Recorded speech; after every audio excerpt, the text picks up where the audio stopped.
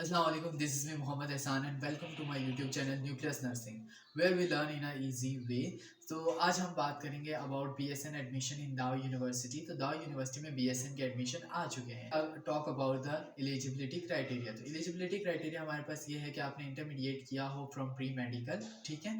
Along with that आपकी as जो है वो 18 to 35 ईयर्स होनी चाहिए एंड इट इज़ मस्ट कि आपके पास सिंध का डोमिसाइल होना चाहिए।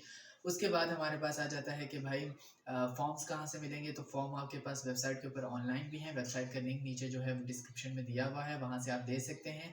और सॉफ्ट कॉपी जो ऑनलाइन फॉर्म है उसके साथ साथ अपने फॉर्म की हार्ड कॉपी ज़रूर सबमिट करनी है। और जिन डॉक्यूमेंट्स का जो डॉक्यूमेंट्स आपसे मांगे गए हैं उन डॉक्यूमेंट्स को भी हार्ड कॉपी के साथ अटैच करना है।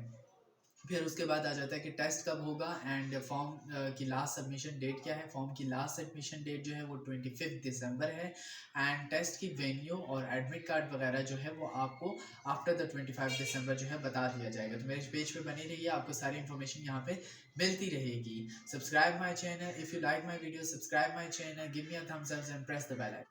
थैंक यू, अल्लाह हाफिज़।